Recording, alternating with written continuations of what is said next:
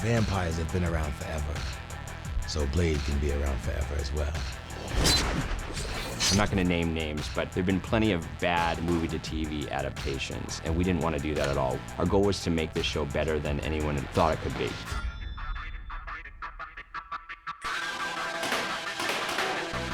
It's not actually going to be that much different, I don't think. We'll see, though. Actually, it'll be fairly different. You want to be loyal and true to everybody who's followed the predecessors. So it adds an extra weight. I'm not sure about whether it will work or not. I'm one tough. I can't say that, can I? Can I say ass? We're not gonna be just going around in suits and just saying shoot and golly. It's still gonna have a lot of the same visceral stuff. It just won't be some excessive swearing. I said I'm one tough-ass chick, period. I put a period on that. You can show someone getting blown up, you can't say the F word.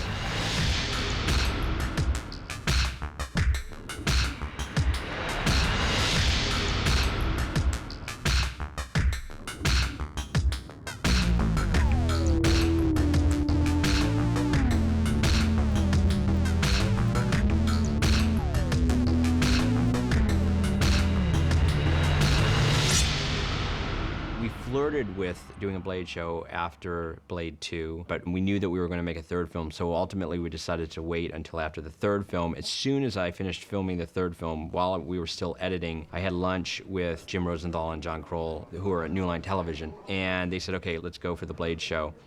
We still hadn't really decided on what the idea would be. Should it be a prequel with a young Blade? Should we just ignore the movies entirely? And what I decided ultimately to do was more like a crime TV show, and in a weird way our model for it was a little bit Sopranos and a little bit of an old television show called Wise Guy. You're smart. Gotta check something out. We're treating the vampires like the ultimate crime family, the ultimate mafia. What the hell's in there? Don't worry about it. One of Goyer's thoughts, which I really liked, was to try to make it more kind of like The Sopranos or The Wire or something like that, a deep, dark conspiracy. So it's kind of a partial thriller, partial superhero movie. Even if you guys gotta grab onto her as you're going up, holding onto her, that'd be fine. And just, if they do get you pretty good, struggle like crazy. Okay? Okay, thank you. We wanted to get someone who wasn't just good with action. We wanted to get someone who was really good with character work, because we wanted the characters in the show and in the pilot to be more credible than people would expect. And I've known about Peter O'Fallon for a long time. He's directed 13 pilots. He wasn't necessarily the obvious choice, although he had done many dark things before. I'm not a geek, and David didn't want to hire a geek because he liked the way that Batman Begins turned out. And the thing that I was impressed with Batman Begins is all the problems I always had with superhero movies, where that things weren't explained. And I thought they did a great job explaining it, and we're kind of doing the same thing on this one a little bit. Okay, enough inspiration, a little perspiration. Let's go, Ernie! Blade first arrived on the scene in '98, and it was a very hard R film. A lot of the action films have been kind of watered down and were very PC, and Blade was very uncompromising and stayed very true to itself and didn't pull any punches kind of cinematically, and people really appreciated that. It's easier if you don't struggle, baby. Enjoy her, boys. A lot of blood in that bucket. People will be wondering, can we pull that off in television as well? Can we be just that uncompromising? And so far with Spike, it's been great. They've been pushing us to go in that direction. It's definitely not going to be a kinder, gentler Blade on TV. We're going for something dark, dark, dark. Okay, cut.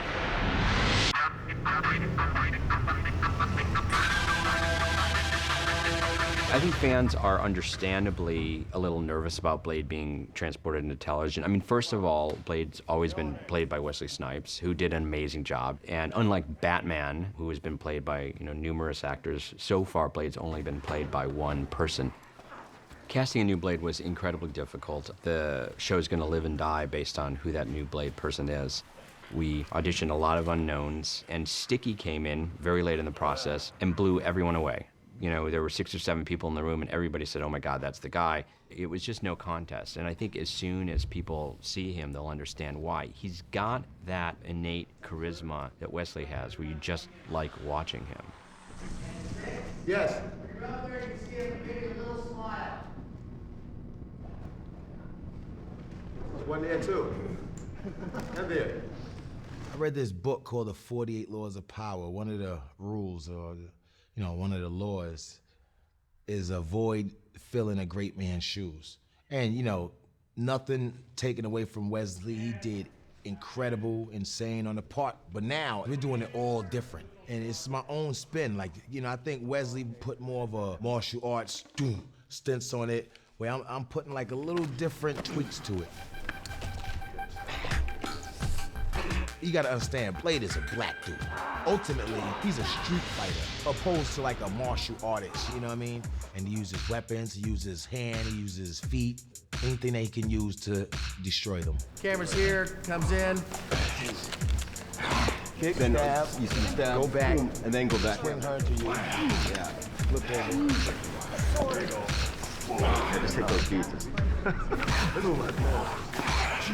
There you go. Oh, yes. That was good, though. You usually went like that. That's good. It's just a whole different outlook on it, I don't feel like I'm stepping into Wesley Snipes' shoes, but in a sense, I'm stepping into Blade's shoes. And if you read the comic books, the original first Blade comic book looks exactly like me. Sword, that's next. Yeah. Sword, turn, we'll wait a beat, headbutts, and boy, we should keep the pace. Go ahead and do full speed, bam, kick off, wham. All right, so we'll go back to the struggle in the glasses, okay? One more time.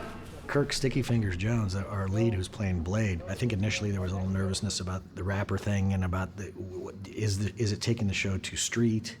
I loved him. First time he walked in, I said, we're cast, we got the guy. Did the big stand up on the, which was great. That was cool. Really good. Among all the Marvel comic book characters, Blade was probably one of the darkest characters. Very conflicted, filled with self-loathing. Spider-Man, Captain America, they're classic heroes, but Blade is a classic anti-hero.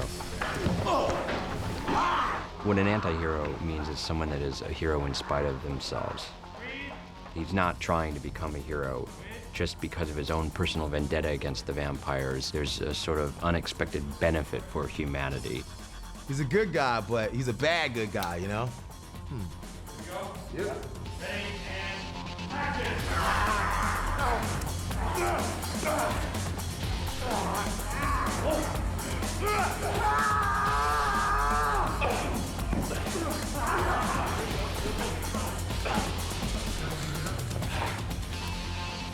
I think the hero is cooler than the villains, which is very, very rare. Normally the villain gets to be the coolest person and the hero is squeaky clean, though virtuous. Whereas there's nothing virtuous about Blade. He's not a particularly nice guy and he'd gladly slap a mother in the face if she backchatted him. He's one of those sort of people. Ultimately, he is a good guy, or we'd like to think he's a good guy.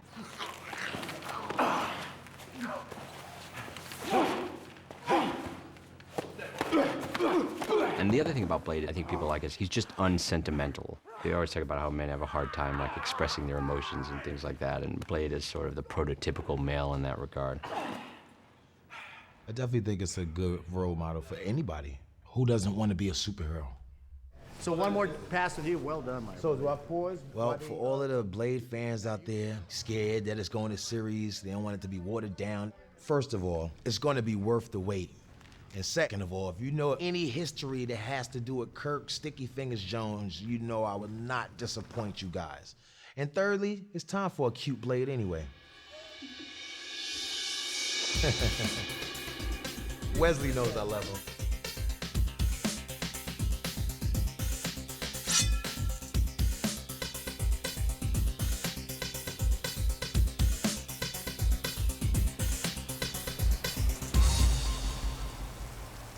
Having done 3 Blade movies, inevitably you toss around different ideas for what the second film might be or what the third film might be.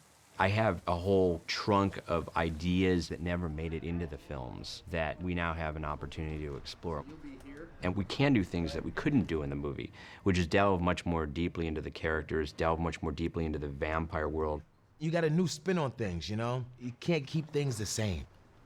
All of the characters are new. Even bits of the storyline are new.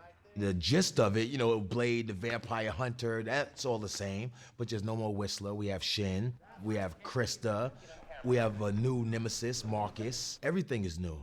It's new and improved for the 06. Right, now look up and see the boys. Right there, now start back. Stop licking the gutter. You're a vampire now. And then Jill, look, turn and look. They will be right here. We're all kind of new blood to this. No one really knows where anyone sits. You don't know what Marcus is up to. You don't really know what Jill's side is on. The only kind of side you do know is that Blade is out there kicking ass. Everything else is up for grabs. You could go off on a story about each character for God knows how long. I've even thought of a million things where Krista could possibly go. I don't know where the writers are going to take her, but there's a million different avenues that she could take. She could be good. She could be bad. She could be bad for a while. There's more in-depth characters, there's more in-depth storylines. The personal relations are more complex because we don't have to tie them up within a concise amount of time. They can potentially be infinite. While it does take place after the 3 Blade films, and it doesn't contradict any of the mythology that we've established, you don't have to have watched the previous films to enjoy it. You can pick up just with this episode and understand everything that you need to understand. And in order to do that, I felt that we had to bring in an outsider. As she learns about Blade and the vampires, the audience can learn. It's sort of like a proxy for the audience. What's this? We also knew that we wanted someone who would work as a double agent for Blade. We had to have someone who would become a vampire. All you have to do is die. Krista Starr is probably like a dream character for a lot of women. She's strong. She doesn't back down to even Blade. She has so many arcs. And for me personally, I am a tough chick. But Krista has to go through some very vulnerable situations. The scene where I was in the white, I think they like to call it a dress. I don't really refer to that as a dress, but the thing that's strategically taped to me, and as soon as I bolted through the door and I get in the rain, I was just kind of numb. And then as soon as Peter would yell, cut, I was like, you know, my body would go back into normal Jill mode and I would realize how cold it was. Jill, Jill, go back to the water real quick and don't dip your umbrella as much so I can see your face. Don't bring your umbrella down. All right, ready? It was very good for my shaking effect, you know, acting like some kind of a crackhead. That scene was probably the one that I was most scared about doing, and everything was great and grand until he yelled, "We're going again." But, you know, I'm not dead. Welcome to the family. One of the hard things about playing her is that I've had to personally deal with letting my vulnerable side show, so I can portray that through her. Well, what happens on the very first show is a character, Krista, her brother gets killed, and then she encounters Blade.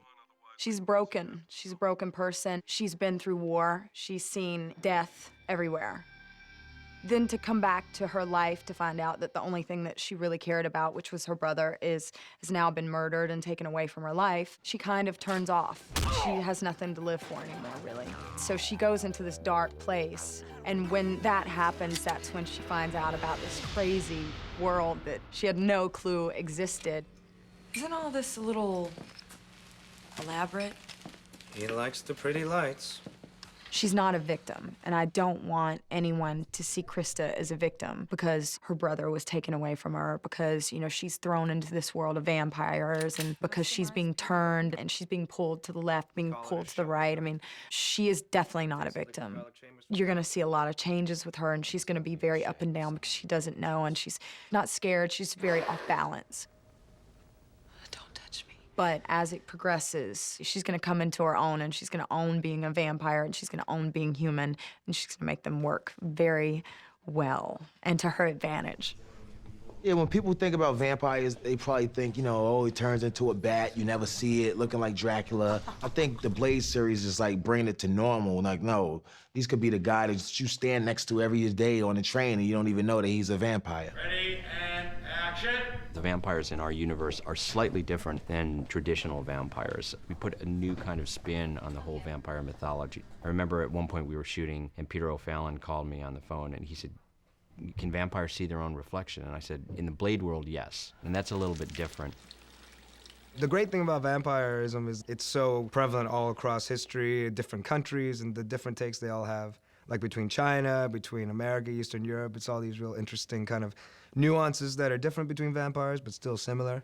Some of them don't have any stakes or crosses or holy water. Some can die by, you know, just normal stabbing. In Britain, it was believed that if a child is born out of wedlock, then that child would become a vampire. My job on the TV show is just to be the keeper of the Blade lore and to be the one who is sort of quality control. And I'll say, you know, oh, no, vampires can't do that, or you're breaking this rule, or Blade would do this, or that's not the way Blade would handle this situation, so. If you get even some, like that first bit you got, that's enough. All right. I think, because it looked pretty good, and I like your little squeeze. It makes it come out, and then, And that's a great thing about this. It is sort of a mythology. It's unlimited. You can just keep going and just limited by imagination, really. Our vampires aren't supernatural per se, they're more science-based. We've talked about vampirism being this kind of progressive virus, and we try to explain why they don't like sunlight and garlic and silver and things like that. They're actually a different species, and you know, when you become a vampire, it's a progressive virus that slowly changes your body and changes your organs around and things like that, and so it changes your DNA. This girl's got a lot to deal with. She's got to deal with the physical part of being a vampire, body's changing, and then she's got to go through the emotional part of now she's become what she was wanting to destroy. after you drink it on, look at the blood dripping. Turn to us a little bit. Well, when she's turned, this stuff is going through her body. She doesn't understand. It's taking a hold of her. And the big fight sequence with Blade, I think Krista is more animalistic in her fighting. I'm kind of like, what is going on with my body? I have these fangs now, and what am I supposed to do with these? Can I bite him? Can I not bite him? You know, what are the rules? Wait a minute. You turned her? That slacker's sister? It's my turn, Marcus. I can't go straight into the camera. Once you become a vampire, then you're not undead, you still have a heartbeat, things like that. If you have sex with another vampire, you can procreate. You can give birth to a baby vampire, which is something that never existed in any of the previous iterations of vampires. What I'm gonna do, Bill, I'm sorry, I'm gonna step on this. That's all right. Enough. Leave him be. Yeah. I know you got... Be a little wider. Oh, Marcus! Why? In the movies, we tried to portray a little bit of moral complexity, and that's something that we're going to delve even more deeply into in the television series. And the fact is, the world isn't really black and white. You've got vampires that have been turned. Some vampires wanted to become vampires, but you've also got vampires that were born. They didn't ask to be born that way. So the question is, if a vampire's been born that way, are they necessarily evil to begin with, and do they deserve to die? And that's one of the things we'll be playing around with.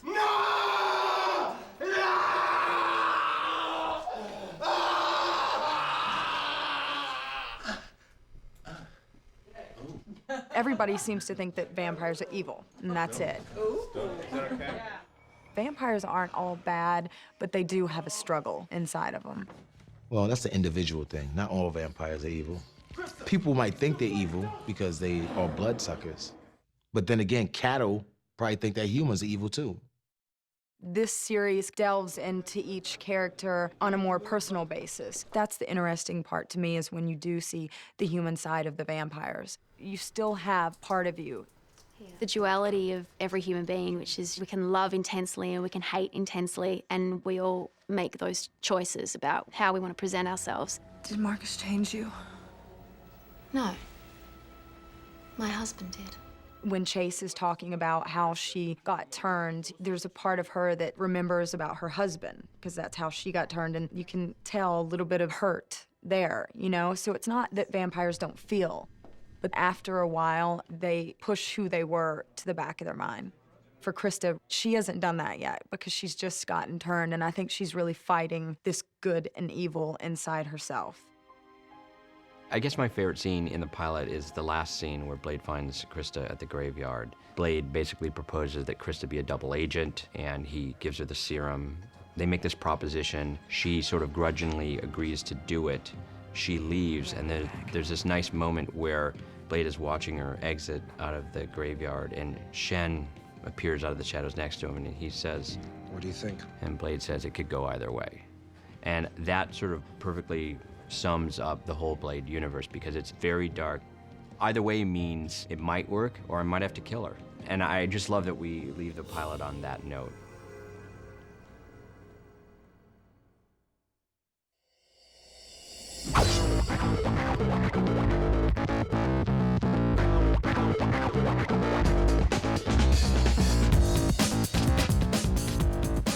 the end of the third movie, Blade was left continuing his work, but basically vampires have been vanquished. Now Blade is back. Obviously, all vampires haven't been vanquished, and he's met a completely different adversary. He hasn't met somebody like the Stephen Dorff character who's just Meghan Markle and wants to take over the world. He hasn't met somebody who just wants to destroy vampires and is evil. I don't know what the fuck I'm supposed to be doing here. This guy wants to very much be a part of society, live within society, and enjoy all the trappings that his vampirism allows him. They say you're the man who's gonna save Detroit. Some do.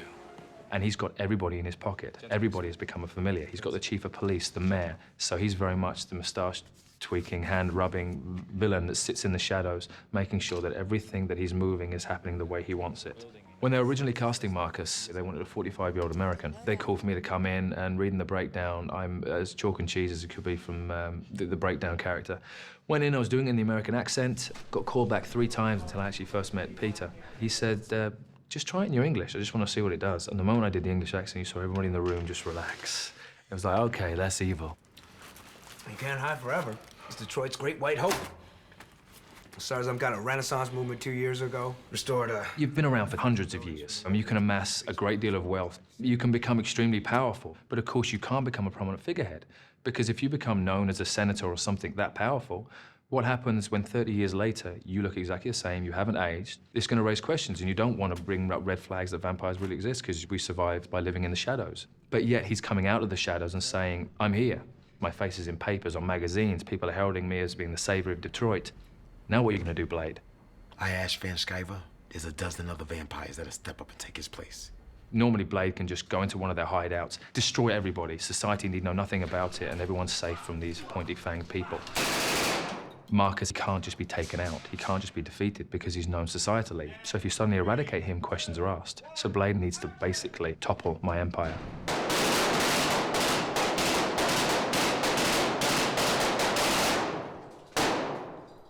I hate vampires. I can't stand them. What did you think of them before doing the film? They were cool. Traditionally, there was a lot of gothic trappings to vampirism. I wanted to do something different with that, so we came up with the vampires of the Blade world that are kind of like the ultimate in crowd. They're happy to be them. They're not filled with self-loathing. They've got access to money. We're going to be playing both sides of the fence in the television show. You know, obviously they're bad people, but just like with The Sopranos, in a weird way, you're also rooting for them not to get caught by the FBI and things like that. Following the legacy they left. The vampire community are broken into these individual houses, which are sort of like the individual crime families. And there's an overlord that sort of rules all of the houses, and each of those clans are a slightly different vampire family. The House of Erebus was one of the houses that we played with in the movies, and this is the House of CHTHON. So these are institutions that have been around for thousands of years. And I had toyed around before with doing a movie that was about a war between vampire houses, and Blade was caught in the middle. We ended up not doing that for a feature, but that seemed the perfect opportunity to do for the first season of the Blade TV show. Here at the House of CHTHON, we're a bit more civilized. What are you gonna do? Bite me? Bite you. That's for savages. They'll just syringe something and put it in a cup and drink it, opposed to just, you know, but those are the civilized vampires. They do have some that don't have any home training.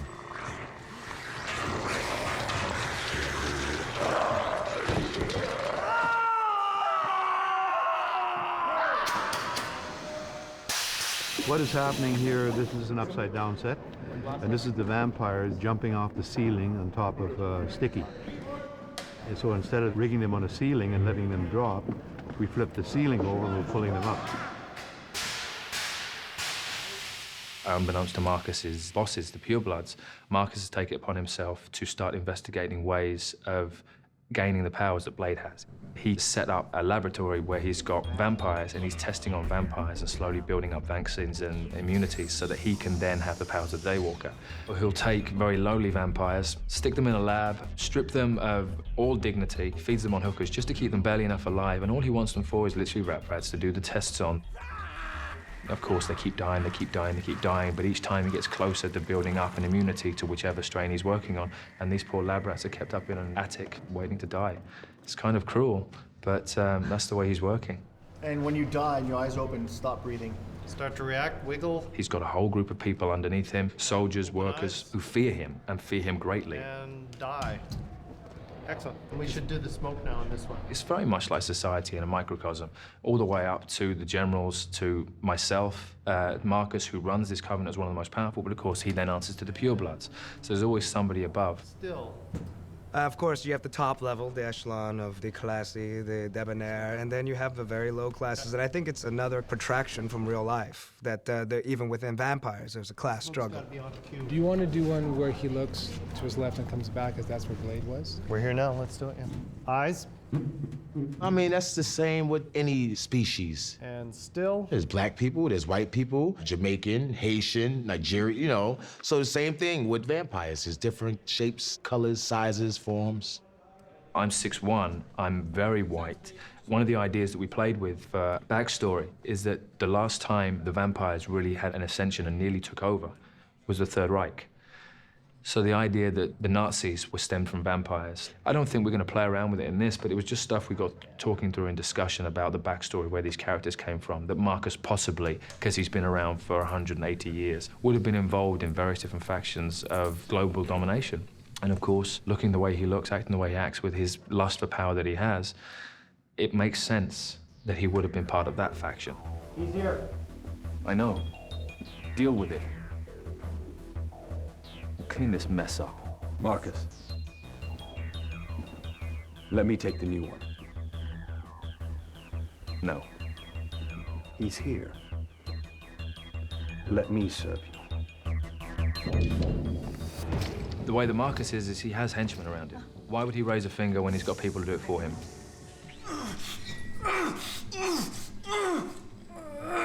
He's got these two very vicious henchmen / women. Fritz, who is very trained, very loyal, very aggressive, and very big.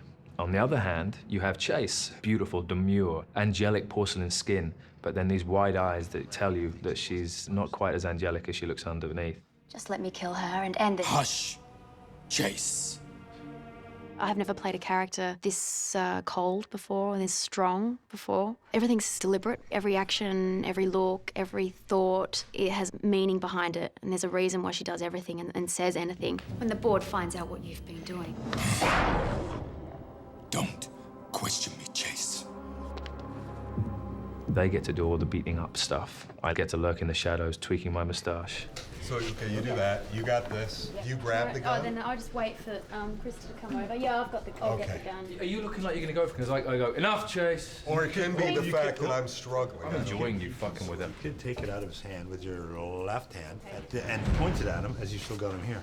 Keep it down like that. All right, it's just fun for me, yeah. Nice. Block it and sort of load your body up. Yeah. And then you just buff and then step in. More the footwork. Neil and David crack me up all the time, and it's outrageous how funny they are. They should have a show of their own. They are very funny guys. The notion is that Marcus knew that he was going against the purebloods, so he needed to get some sort of bodyguard. So the idea that he came up with is he went into the biggest, baddest biker bar and found the biggest, baddest guy within that biker bar to become his bodyguard. Marcus, which is where, yeah. I found some food in the garbage. Okay, I'll be over there in a second. Right. All right, you enjoy want to yourself. No, I'm good. I've eaten. Okay, you doing an interview. Okay. Yeah, so we went into the big baddest biker bar and found the biggest, baddest guy that he could, and that's where Fritz. Yeah, I'm good. Seriously. Yeah, go back and deal with all the stuff you're doing. We're doing an interview. An interview? Yeah, doing it. And that's the thing came up, Fritz. So Fritz is Marcus's bodyguard. My name is Fritz. I'm a good cook. My mother says hi to you. Your mother's dead. You killed her.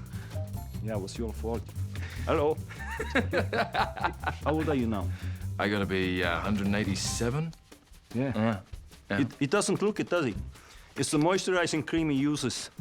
The homoeroticism that's creeping into this between the two. Creeping in? He's heterosexual vampire, you know?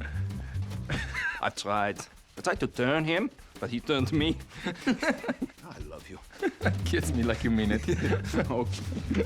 Yeah, so that's Fritz, God bless him. He's like bodyguard / maid / lover. You know, kind of like the all-round man. Germany.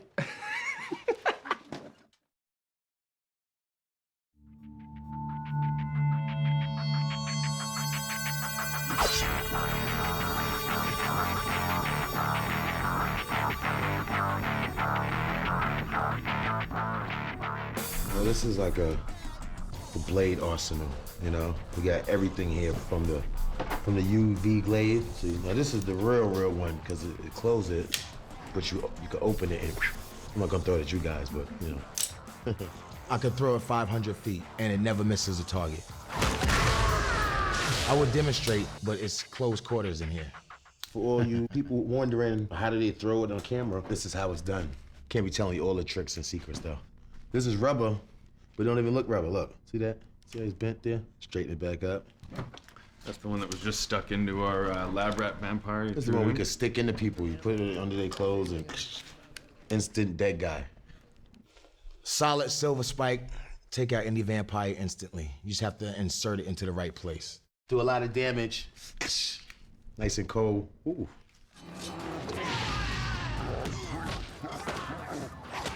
This is the little ones that I wear on my boots. Easy access, boom. Just tossing them all over the place. This is the UV grenade. It bursts light all over the place and just kills everybody in the room. Everybody vampire. Well, I got a great partner in this one. His name is Shin, not Whistler. Whistler's not here anymore. He's a cool Asian dude. And basically, he makes all of my guns. I found him when he was younger. I actually saved his life. And also, he wants revenge on the vampires too. Do we get a chair for you? Yeah, let's give him something else to do here too. A Rubik's Cube?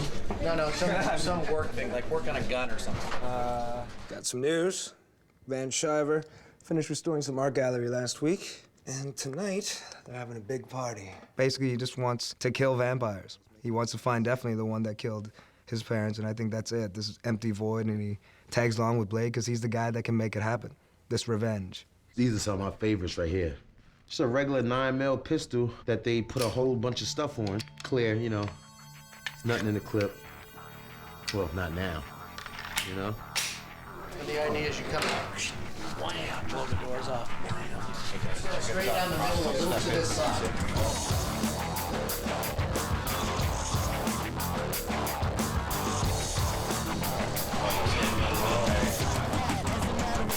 Are we gonna blow these doors right off their hinges?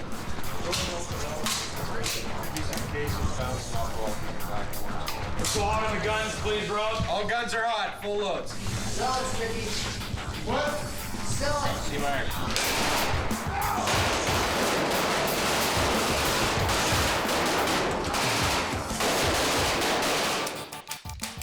We also have the plastic one, you know, that doesn't do anything, just...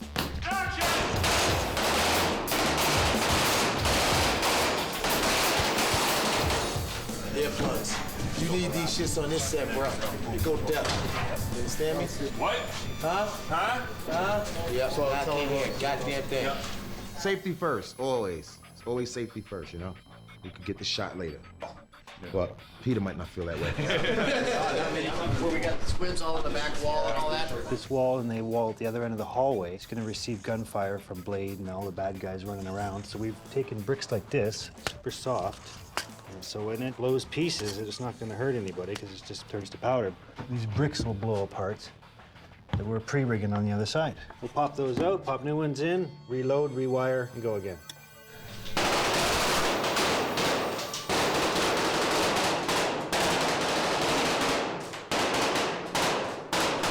Look at this shit. They blew the whole setup. Yeah, it's a lot of fun. It's just another day on the set of Blade. This bad boy, this is one of my personal favorites. This is like an old German World War II flare gun. Modified with these here 12-gauge barrels that they added on, but this whole part of it right here is original. And it loads up with shotgun shells with silver on the end. Boom. Takes two. Does a lot of damage as well. These are my special glasses that Shin made for me. It has an earpiece on the side so I can hear him. Go ahead. Go ahead. I'm not talking to you. What? A flip of a button over here, and I can hear the police frequencies. X-ray light, I could like see through walls, and I could see who's a vampire and who's not from their temperatures and their biosignature. Blade, where are you? Who are you talking to?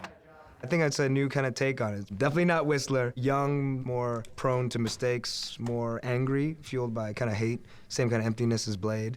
Before you saw kind of a father-son relationship, this is more of two orphan children. French fry? One a little older, one a little younger, of course, me being a little younger. Who's that? But both sharing an emptiness that we hide. Damn it, son of a bitch. Fuck! And then you should go, fucking windows. God damn! These are the swords. It's like half sword, so you want to stick it inside somebody. And this is the retractable sword, you know, so I could actually stab a few people. This is just an aluminum one, which is safe for close fights and stuff like that. Of course, our rubber one, an extremely sharp steel one that we have here for a couple scenes. We don't really keep that one around set too much. We don't give it the sticky much. No. He's got the sword play down. I mean, it's funny, we're walking around the hotel, and every time I see him, he's got this wooden fake sword that he's swirling around with him. He never leaves his hand. He's going to dinner, he's got the sword. He's going to breakfast, he's going to the bar, he's got the sword. He's just keeping it in his hand, making sure it becomes a natural part of him as it would be the blade. I went out and purchased my own sword, so I'm at home just like cutting through the walls and stuff, you know? We got a couple of scabbards for him. This here is what he wears when he doesn't have the coat on. He's got the full length of the sword. But when he's got the long coat on, we just have the short one like that, which these little guys here fit into. Because then every time he bends around, it would look like he's got this big long tail sticking out of the back there. That's movie magic. That's where I come in handy. I never take it out like that. It's always a cowboy switch. Yeah, it's you know? this. They put that in. We're rolling, and then he takes. You know, I'm supposed to take it out and go like this, and then we pause. I run in, do that, and then second action, takes it out. Finally, something I recognize. Kind of. This is actually a calico, which has been modified. Modified quite a bit. Exactly, but for blade, this is my garlic gun. Except that's not garlic, it's onion. But shh, we won't tell nobody. Load that baby up, does the trick. We'll get the initial effect happening. We'll do a big shotgun blast with squibs, and then visual effects will take over. We'll gurgle up into a pool of black tar kind of thing, and that's when we shoot an actual pool of black tar. Those are vampires. This garlic gun is new to the series. It's something that wasn't seen in the feature before. Here's something that we can really sink our teeth into, haha, but really, really develop and make cool for the show. Unlike the ashing, which is very light and airy, this is more of a burn melt. Maybe it's like lava, maybe it's like wax. It has to flow. You come up with a combination of effects and layers to create the look. And Blade is not a dope fiend, but this blue stuff is called hemoglobin. I inject myself with this, keep the thirst in check. The whole aspect of bloodthirst throughout vampirism, there's kind of this nod towards drug addiction, if you think of it, if you will. They need it. They need the blood. That's one weakness that Blade has, the thirst. The shooting up with the serum. It's almost like that. What? I got hungry too. I miss those inhalers. I'm working on it. Work faster. Dude, the serum that keeps the thirst away is easy to replicate, but those inhalers work on a totally different system. Figure it out. Figure it out. You're supposed to be the smart one. I'm the good-looking one, too. We got some new things like a shotgun, of course, the garlic gun. We got this big thing called a fat lady, which is extremely heavy to lift. And it's like a supersonic bomb. We got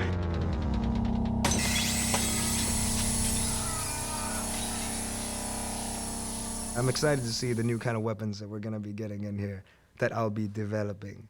Sometimes I kind of brainstorm with like what kind of weapons that we could come up with. Usually my ideas are pretty stupid, but that's why I'm not the writer.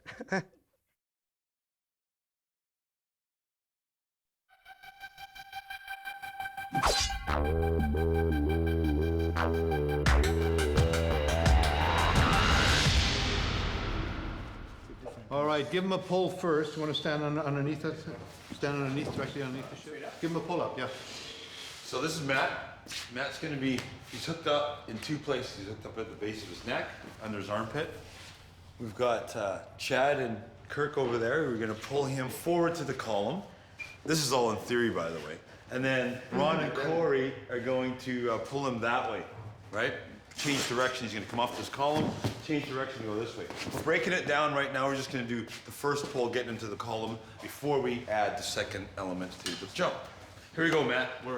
Do this. Okay, so what's going to happen here, Matt? Yes, sir. You're probably going to hit the very edge, so be careful. Time is always an essence, right? Features, you always have a lot more time to do things. A scene like we're going to attempt here, and a feature would probably take, you know, they may take a week to 2 weeks to shoot it, and we're going to try and do it in a day, day and a half. So that's always the problem with us. 2, 1, go. Good stuff. Okay, you don't need to pull them that hard. And the other problem is the actual logistics of where it's happening. Being in a place like this, we couldn't screw into the ceiling because nothing would stick in there. So yeah, it's been a problem. 3, 2, 1, go. What happened? I have a place called the Action Room, and that's where a bunch of the stunt guys train. We work with actors and stuff there. They were graceful enough to give us some rehearsal time at my place, and that helps a lot. You know, we've kind of gone through some of these gags already. It's just a matter of adapting it. 3, 2, 1, go. What you need to do is think of this collision like a punch, so that, yeah, because last time he was coming, and you backed out of the way, and he was just sitting right there all by his own, right? If you get within his distance a little bit. Felt like I was right on target. Yeah, you were. All right. That's pretty good. Okay, moving on. We've been rehearsing the fight scenes for weeks now. It's several fight scenes. So we rehearse some of this one, then rehearse some of that one, then we rehearse this one, and da-da-da-da. And all of the fight scenes are different. Some require wire work, some don't. How you doing, man? So you know what we're doing in the scene? We're fighting. Good guess. Some actors like wire work, some think it's akin to death. I actually love wire work. It kind of came natural to me. I'm an athlete, so I catch on quick. Exactly what's the landing? Whatever you want to make it. Oh, gotcha. And then this is the bicycle. Yeah, fuck that. Not ideal. If the bicycle thing ain't feeling good for you, there's that, or you can don't step, just go and work on arch. You know, it's a whole another look, right? That works too. It's more fun than work, as long as the wires don't pop. 3, 2, 1, go. That felt good. You nailed that one. That's what you did the first time. I bet you will nail that one again. Go. Good stuff. You punctured my pad, didn't you? Yeah, I knew it. I knew it. I knew it. Ready, and action. With this script, the action's on the paper. David Goyer, the writer, or one of the writers of this particular pilot, he wrote quite descriptive of the action. I read it and then just kind of adapted what he was saying, and at some points, you know, did a little alteration, but basically it's mapped out. We're doing this in at least half the time and probably a quarter of the budget that most of the features were done on. All right, let's try it again. Here we go. So the pace that you have to go at to make it all work is pretty remarkable, although I like to work at that pace. I'm not your brother. The one of you. And we are about to go right now. Thank you. I don't care what's happening. Pick it up. We're moving now. All right. Outside, go. Okay, let's go. We're shooting this 2-hour pilot in about 25 days, and we shot the last Blade film in 85 days. So we're shooting this in high-definition video, which means we can move a lot faster, but it would still amount to us shooting it in about half the time with about half the resources. Nevertheless, I think the audiences are going to be surprised, even for television, how much we were able to pull off with the action and fight sequences. In, chamber, and then you're back at it again. Okay, can I try it? So. Tomb Raider. Okay. God, that was my favorite. Lara Croft. Now try Krista it. Starr. I think you got the spin good. Like, it's like that, dump. Yeah, I want to do it Anyway. one-handed. It is. It looks cooler, and then this at the same time That's as you're what we dumping, care about is what looks the cool. look cool factor, all in one movement. Nice. Even better. See? Yeah, I like that better so it doesn't yeah. look like I'm struggling. Yeah. On your first shot is going to be your hardest shot. It's the hardest pull, but as you're firing, the gun is resetting itself. So after that, So then it's after only the first. the next 14, if you do, are just going to be as fast as you So pull how that many trigger. there? How many there? They hold 15. 15 rounds. Yeah. I'm comfortable with guns. I'm just not comfortable aiming them at people.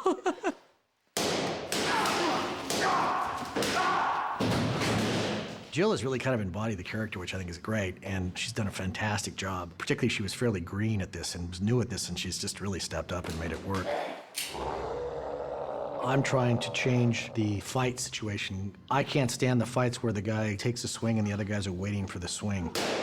So I'm trying to eliminate that aspect of it and make it seem like it's mayhem, so that when it comes in, it's kind of like a fight that, you know, to some extent happens in real life, that it all comes at it way too quick and way too fast.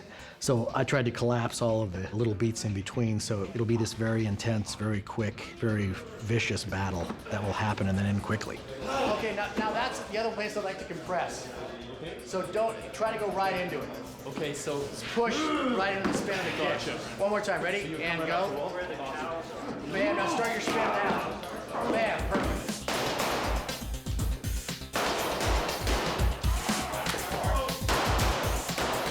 The fight scenes are very much like dance scenes, and you do have to really trust the person that you're working with, because if they make one move, I mean, because everything has to be, it's very precise, and I had never done any of this stuff before, but I had taken dance, so that's probably why I caught on so good.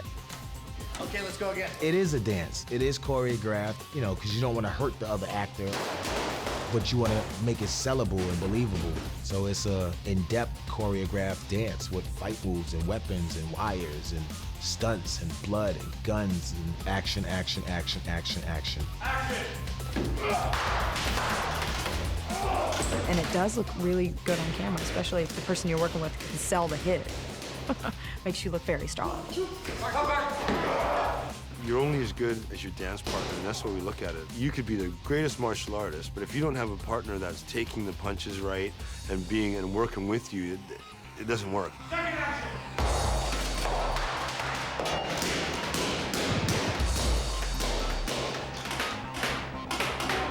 There's always interesting challenges on the day. You know, you're in different shoes, you've got a few other things to worry about, but yeah, it went good.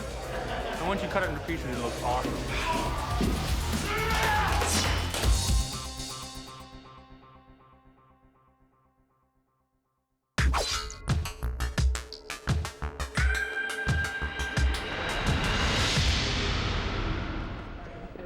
Do you like Mr. Fangs? Hear it. Katya gave me Mr. Fangs. She killed him. Yeah, in my spare You time. killed him. Hey, have you done your interview yet? I think that's time. I think it's time. No. Tell me your name.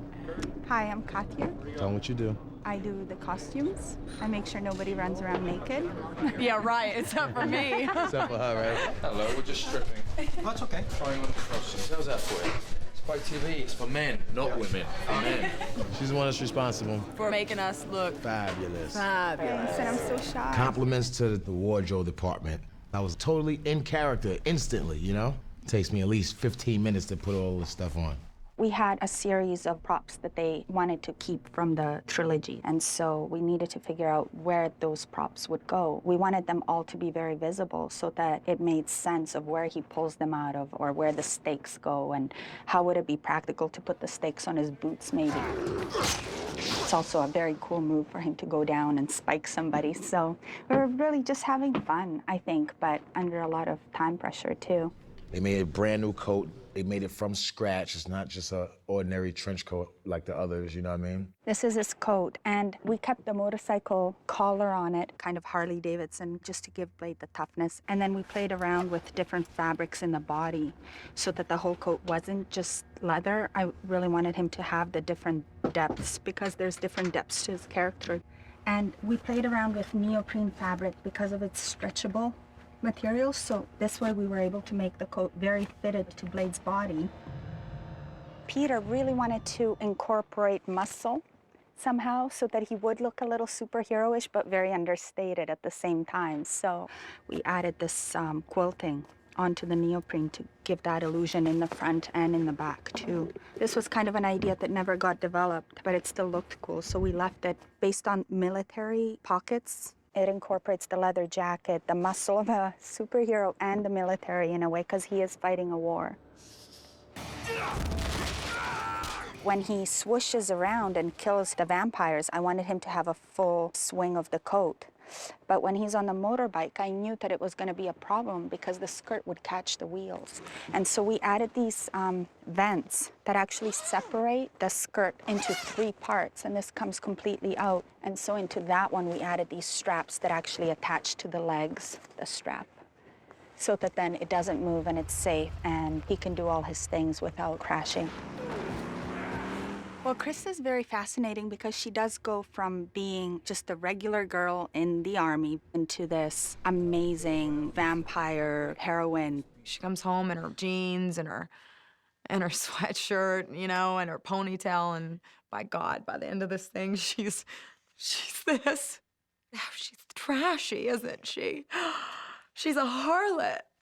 She's absolutely gorgeous, so pretty much you could put a potato sack on her and she would look stunning. When she gets transformed and dropped, she crawls through the morgue.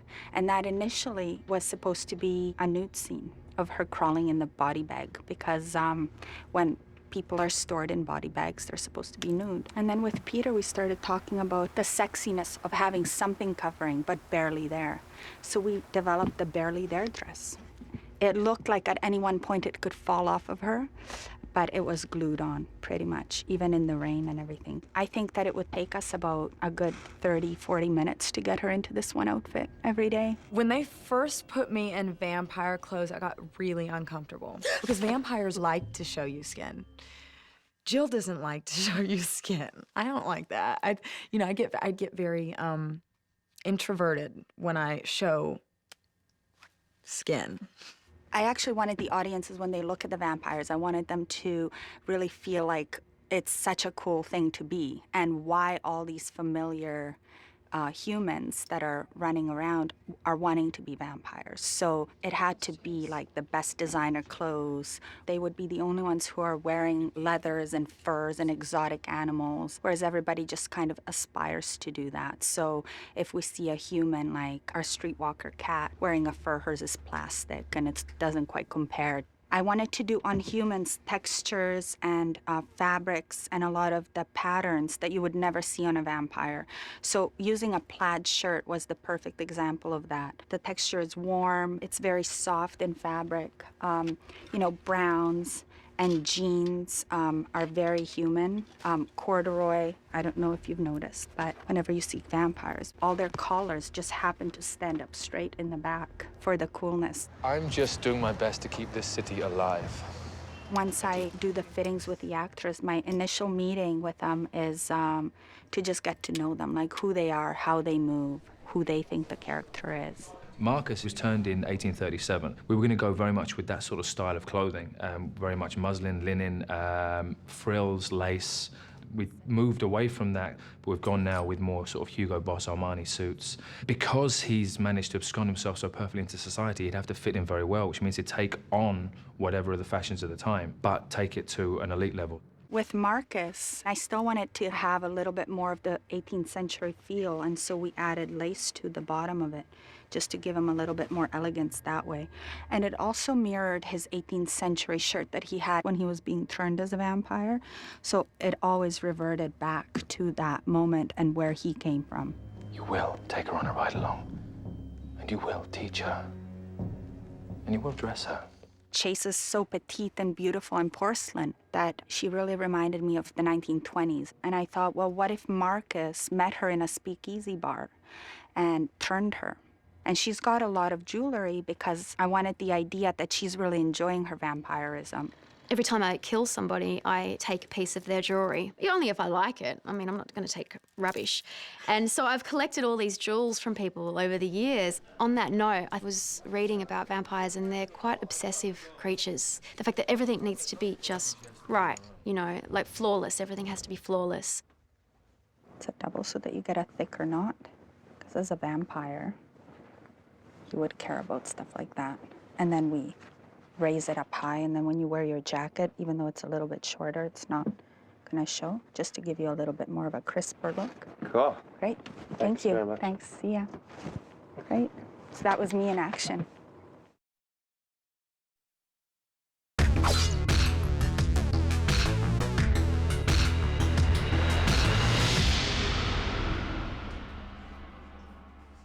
Well, my tattoos, they do them every day, every time I come to set. It doesn't take too long. You know, it probably takes some 20 minutes the most to throw them on.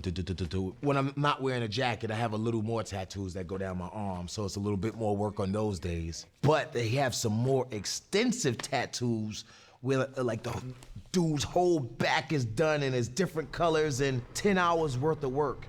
We're cheating in this step. We're using felts because it'll have a longer staying power and it's faster for him so he doesn't have to sit here while we mix all the paints up and stuff like that. I think we're only gonna have him for about 4 hours. Can you make this a little deep, like about there? We're gonna stab and we might get a little Absolutely. of that, you know, going. Oh, of course. Looks great. And what color is the panther gonna be? It's gonna be an aged blue black. Okay, great.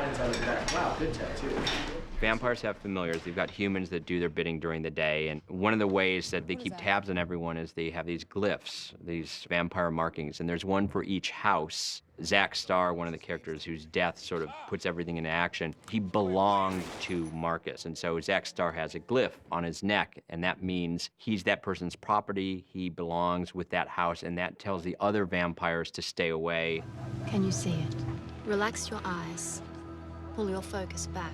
There are safe houses and establishments that only cater to vampires, and sometimes they'll have these markings in plain sight, and a vampire knows, okay, if I'm in trouble and daylight's coming, I can go there, and they can see the markings of the glyph, but of course, the humans can't.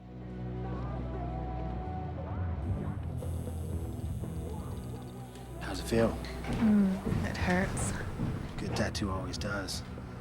It's not a butterfly in a bikini line. Some 5-minute shit like that. Tell me more, Romeo. Now, unless you want me to call the alphabet to push your ass. Okay, let's cut. Go again, right away, please. Sticky, you ready for the big fight scene with Chuck Liddell? I get to kick the ultimate fighting champion's ass. I'm definitely ready. But hopefully he don't have flashbacks and shit, you know. Think it's real and he in the ring or something. Then I might have to do one of these. I'm pretty good at pulling stuff if I accidentally hit someone, because it happens sparring sometimes. Sometimes you kick some guys too hard, or you didn't mean to, you know, but you pull it on the end, you know, and so it's not as much force on it. But yeah, I could see where you accidentally, you know, you'd be getting in the middle of something, a big fight scene, and accidentally hit the guy for real. But they know how to do this stuff well, you know, and it's something I'm learning from them. It's how to do the stunt of fighting. It's totally different than actually fighting. A lot of stuff that I would do for a real fight doesn't quite transfer onto film that way. One of the first things we taught him was to make eye contact with your partner that you're fighting with, because if your partner isn't looking at you, you can throw anything in the world, but if he's not reacting to it, it looks very awkward. And then the spin. When I got here, they'd choreographed everything except for what was gonna happen from the chair to get to the wall. Because originally all that happened was he stabbed the guy in the back and threw him to the wall. And so there was no real fight between him and the tattoo guy. Yeah, hey, Ernie, when is his next beat? One of the first things I asked him was, what is your favorite technique? What are you known for? And it was his big right hand, so definitely we put that within the sequence that we did. And when we were blocking it, he threw this very professional looking Thai sort of knee, and I said, well, we gotta put that in there. It just looked good, so it sort of developed because of what he does and what he liked to do at the time and the time that we had. Tell me more, Romeo. Now, let's go.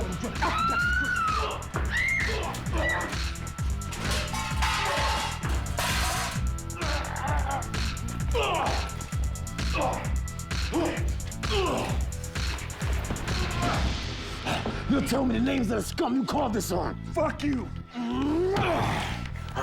Get him off.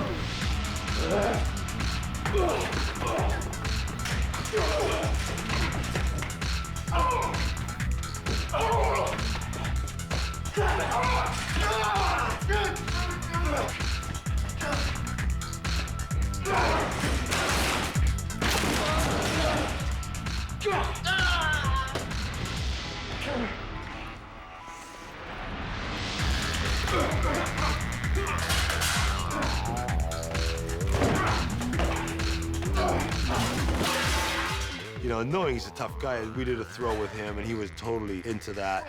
What do you want to know? I'll tell you. I'll tell you. That's a cut. Okay. We've cut. Ready to go again? Yeah. At the end of it, we had this big wire throw, and I originally thought, you know, it's Chuck Liddell, he's a tough guy, he can do it. But then when you start thinking about it, reality is if we do tweak him, it wouldn't have been good. But he was willing to do it. He was, oh, I can do that. Give him a nice long stroke, and if you see him getting up too high, drop him quicker. Yeah. Okay, just let him go. Pullers, you ready? Ready. Chad, ready. Sticky, Ready. here we go. 3, 2, 1, go! What? I didn't hear. Now, what is harder, the real thing or faking it? Faking it. I love fighting. I mean, people say, oh, isn't it easier doing movies? No, it's not. I love fighting. I love getting out there. You can tell me right now, go out and fight. All right, cool. That's just natural to me. I don't get nervous at all. I think I get about 20 frequent flyer miles for that. 50 or 60 more of those, I'm going to Florida. All right, shall we shoot it? This stuff, I get nervous. I'm sitting there, you know, I'm sweating a line I had memorized 3 days ago. So all I want you to do is put your fingers right on that ring and yank it. I just don't like not being great at something. And action. Ah! Okay, stay right there. Put some blood in there. Okay. And action. Ah! Ah! One more time. And when you look at your hand, don't lean up. And action. Ah!